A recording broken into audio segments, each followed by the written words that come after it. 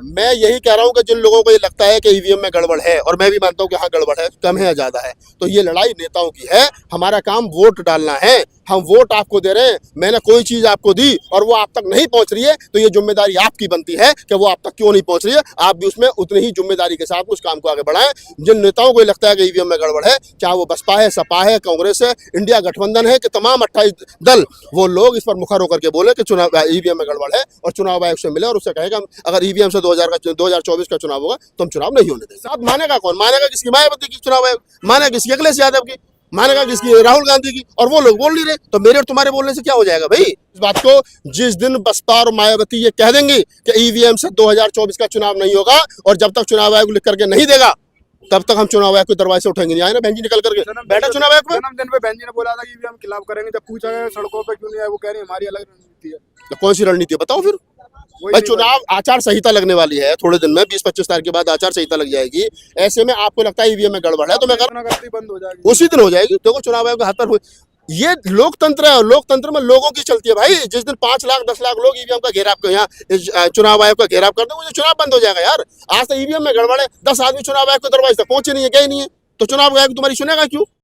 लड़ी जा रही है चुनाव आयोग पर, पूरा घेराव किया जा रहा है, ईवीएम की लड़ाई लड़ी जा रही है लोकतंत्र को बचाने के लिए। उसको आप किस नजर से देखते हो, कहाँ तक वो सफल हो पाएगी? लगातार देखिए, जहां तक सवाल ईवीएम का, तो मैं पहले दिन से कह रहा हूँ, ये जितने हमारे साथी हैं, चाहे महमूद प्राचा जी हैं, चाहे भानु प्रताप जी हैं, चाहे डीसी कपिल है, मैं जाता हूँ उनके समर्थन में। जब हमारा कोई भी साथी खड़ा तो मेरी भी इच्छा होती है मैं भी खड़ा हूँ जाकर उनके साथ में। और मैं तो कहता हूँ कि देश के किसी भी कोने पर कोई भी अम्बेडकरवादी कहीं भी खड़ा है, हमारी जिम्मेदारी बनती है कि हम उसके साथ कंधे से कंधा मिला करके खड़ा हों। वो सही है या गलत है ये बाद में तय करेंगे, पहले उसका हौसला बढ़ाएं और उसके साथ खड़े हो। अब रहा सवाल जो आप कह रहे हो ईवीएम वाला, ईवीएम में गड़बड़ है कितनी नहीं है, इसके लिए जिन लोगों को एमपी एमएलए बनना है, जिन लोगों को मुख्यमंत्री बनना है, जिन लोगों को प्रधानमंत्री बनना है, जो लोग ये नारा लगा रहे हैं कि नेक्स्ट पीएम बहन जी, जो ये नारा लगा रहे हैं कि नेक्स्ट पीएम अखिलेश यादव, वो अखिलेश यादव, वो बहन जी, वो तेजस्वी यादव, वो तमाम लोग जो कांग्रेस के राहुल गांधी जो भारत जोड़ो न्याय यात्रा कर रहे हैं, वो तमाम लोग ईवीएम के खिलाफ आवाज उठाएं। देखिए एक दिन में ईवीएम से चुनाव होना बंद हो जाएगा। जिस दिन कांग्रेस और भारत इंडिया गठबंधन ये कह देगा कि अगर 2024 का चुनाव ईवीएम से होगा तो इंडिया गठबंधन उसका हिस्सा नहीं होगा, उस दिन चुनाव आयोग घुटनों पर आ जाएगा। लेकिन जिन लोगों को ईवीएम का बहिष्कार करना चाहिए वो लोग नहीं कर रहे हैं, और जिन लोगों के करने से कुछ होगा नहीं वो लोग वहां ताकत लगा रहे हैं। लेकिन फिर भी जो लोग लगा रहे हैं उनके लिए धन्यवाद है, क्योंकि ईवीएम से चुनी हुई है सरकार, मशीन से चुनी हुई है सरकार जो सत्ता के नशे में है, और ये जो जिस नशे में घूम रहे हैं, एक शेर है उर्दू का कि तुमसे पहले जो शख्स एक तख्ता नसी था उसको भी अपना खुदा होने पर इतना ही यकीन था। ठीक है चले जाएंगे, वो लोग नहीं रहे यार। India is Indira, Indira is India, विपक्ष में बैठने लायक नहीं बचे। मोदी जी भी चले जाएंगे। ये हिंदुत्व का नशा थोड़ा सा लोगों के मन में चल रहा है, ये नशा उतरेगा निश्चित रूप से। लोगों को भूख लगेगी, रोटी लगेगी, शिक्षा की जरूरत पड़ेगी, और धर्म कभी खाने को नहीं देता, ये ध्यान रखना। ये धर्म का धंधा भी खत्म होगा, नशा भी उतरेगा, लोग फिर मांगों पर आएंगे, लोग सड़कों पर आएंगे, ये सरकार भी जाएगी, टीवी भी जाएगी। गाँव देहात में मैं लगातार लोकसभा चुनावी कवरेज कर रहा हूँ, वो मैं जब पूछता हूँ क्या माहौल दिख रहा है, वो क्या कहते हैं, कहीं भी बटन दबा दे, खौफ बैठ गया ईवीएम का, वो कैसे आप दूर कर पाएंगे? नहीं, मैं क्या कह रहा हूँ, मैंने पहले कहा है कि जिस दिन बहन जी, अब देखिए केजरीवाल जी कहते हैं ईवीएम में गड़बड़ है, घर बैठ के। बहन जी ने ट्वीट कर दिया ईवीएम में गड़बड़ है, घर बैठ के। अखिलेश यादव ने कह दिया ईवीएम में गड़बड़। अबे ईवीएम में गड़बड़ है तो उसका विरोध क्यों नहीं करते? चुनाव आयोग को लेटर लिखो ना, और बहन जी घोषणा करें, अखिलेश यादव घोषणा करें, केजरीवाल करें, राहुल गांधी करें, मुद्दा बनाए ना ईवीएम को। राहुल गांधी कहेगा चुनाव आयोग को घेराव करेंगे, ईवीएम से चुनाव बंद करो, एक दिन में चुनाव बंद हो जाएगा। जिस दिन दिल्ली के अंदर 50 लाख आदमी, जब 10 लाख आदमी आ गए चुनाव आयोग को घेराव करने, और वही लैटरिन करेंगे, वही हगेंगे, वही मुतेंगे, वही खाएंगे, वही पिएंगे, वही थूकेंगे, दिल्ली को बद से बदतर हो जाएगी, और चुनाव आयोग को घुटनों के बल आकर के ईवीएम बंद करनी पड़ेगी। आपका कोई प्लान जो सलाह नेताओं को देना चाहे किस तरीके से ईवीएम बंद करा सकते? मैं यही कह रहा हूं कि जिन लोगों को ये लगता है कि ईवीएम में गड़बड़ है, और मैं भी मानता हूं कि हाँ गड़बड़ है, कम है या ज्यादा है, तो ये लड़ाई नेताओं की है। हमारा काम वोट डालना है। हम वोट आपको दे रहे हैं, मैंने कोई चीज आपको दी और वो आप तक नहीं पहुंच रही है, तो ये जिम्मेदारी आपकी बनती है कि वो आप तक क्यों नहीं पहुंच रही है। आप भी उसमें उतनी ही जिम्मेदारी के साथ उस काम को आगे बढ़ाएं।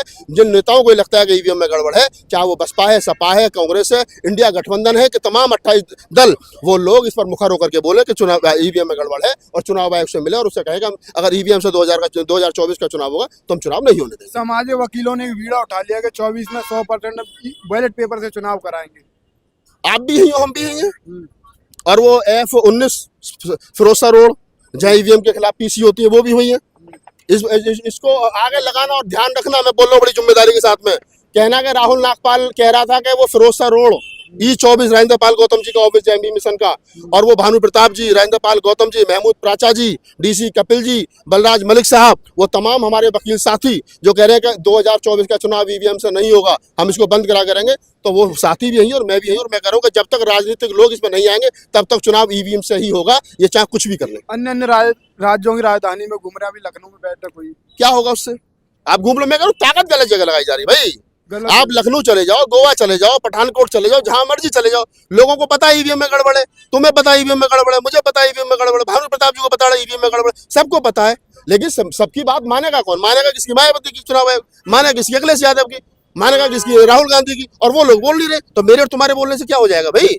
मेरी और तुम्हारी जिम्मेदारी बनती है, मैं लोगों को अवेयर करूं, जागरूक करूं, मेरी जिम्मेदारी बनती है। कहीं समाज के साथ शोषण अत्याचार हो रहा है तो मैं उसके साथ खड़ा रहूं, मेरी जिम्मेदारी ये बनती है कि कहीं भी गैर संवैधानिक काम होता है तो मैं उसके खिलाफ बोलूं, मेरी जिम्मेदारी ये बनती है कि भारत का जमहूरियत, भारत का लोकतंत्र कैसे मजबूत हो, मैं इसके लिए काम करूं। मेरी जिम्मेदारी ये नहीं बनती कि ईवीएम में गड़बड़ है, ईवीएम में गड़बड़ है, वोट मैंने दिया और वोट अगर उन तक नहीं पहुंचा तो उनकी जिम्मेदारी बनती है कि मेरी दी हुई आइटम उनके पास तक क्यों नहीं पहुंच रही है, वो उसके लिए वो जवाबदेह हैं। क्योंकि मैं चाहता हूं बसपा की सरकार बने, मैं चाहता हूं कांग्रेस की सरकार बने, मैं चाहता हूं सपा की सरकार बने। वोटर चाहता है मोदी जी हटे, सब दुखी हैं, लेकिन मोदी जी नहीं हट रहे हैं, और जिनको मुख्यमंत्री बनना है, प्रधानमंत्री बनना है, जिनको मिनिस्टर बनना है, सांसद बनना है, वो नहीं आ रहे हैं आगे। तो इसका मतलब उनको भी पता है कि कुछ नहीं होना, वो सब हारे घर में बैठे। और यही है जमहूरियत के लिए खतरनाक, यही है लोकतंत्र के लिए खतरनाक, लोगों का इस प्रकार उदास होकर के घर में बैठ जाना और नेताओं की खामोशी और चुप्पी बने रहना, ये कहीं ना कहीं लोकतंत्र के लिए एक खतरनाक है। लास्ट सवाल है आपसे आखिरी, क्या आपको लगता है कि मायावती, राहुल गांधी और अखिलेश यादव ईवीएम को बंद करा पाएंगे? अकेली मायावती करा देगी, राहुल गांधी को भी छोड़ दो, मेरी गारंटी है। मायावती अकेली, लिख लो इस बात को, जिस दिन बसपा और मायावती ये कह देंगी कि ईवीएम से 2024 का चुनाव नहीं होगा, और जब तक चुनाव आयोग लिख करके नहीं देगा तब तक हम चुनाव आयोग के दरवाजे से उठेंगे नहीं। आए ना बहन जी निकल करके बैठा चुनाव आयोग में। जन्मदिन पे बहन जी ने बोला था कि ईवीएम खिलाफ करेंगे, जब पूछा गया सड़कों पे क्यों नहीं आए, वो कह रही है हमारी अलग रणनीति है। तो कौन सी रणनीति है बताओ फिर? वही भाई नहीं चुनाव आचार संहिता लगने वाली है थोड़े दिन में, 20-25 तारीख के बाद आचार संहिता लग जाएगी। ऐसे में आपको लगता है ईवीएम में गड़बड़ है, तो मैं कह रहा हूँ, सुना होगा। हाँ मैंने सुना था 10 तारीख को जो हुआ था वो, मैं कह रहा हूँ अभी आपसे कि बहन जी जिस दिन चाहे दिल्ली आए और ये घोषणा कर दें। मैं कह रहा हूँ बहन जी आज घोषणा करें कि आने वाली 15 फरवरी को दिल्ली के चुनाव आयोग का घेराव किया जाएगा, और हम तब तक वहां से नहीं उठाएंगे जब तक चुनाव आयोग ये लिख करके नहीं देगा कि अगला चुनाव ईवीएम से नहीं ये होगा। घोषणा करते ही बंद हो जाएगी, उसी दिन हो जाएगी। देखो चुनाव आयोग के हाथ पर हुए, ये लोकतंत्र है, लोकतंत्र में लोगों की चलती है भाई। जिस दिन 5 लाख 10 लाख लोग ईवीएम का घेराव यहाँ चुनाव आयोग का घेराव कर देंगे, चुनाव बंद हो जाएगा यार। आज तो ईवीएम में गड़बड़ है, 10 आदमी चुनाव आयोग के दरवाजे तक पहुंचे नहीं है, गए नहीं है, तो चुनाव आयोग तुम्हारी सुनेगा क्यों? और वो चुनाव आयोग जिसमें आधे से ज्यादा बीजेपी कार्यकर्ता हूँ, वो चुनाव आयोग वो वोटिंग मशीन बनाने वाली कंपनियां जिनमें आधे से ज्यादा बीजेपी के लोग हों, तो वो तो अपना काम कर रहे हैं ईमानदारी से। वो गड़बड़ कर रहे हैं, घोटाला कर रहे हैं, मीडिया को खरीदे, जो भी कर रहे हैं वो कर रहे हैं। तुम क्या कर रहे हो?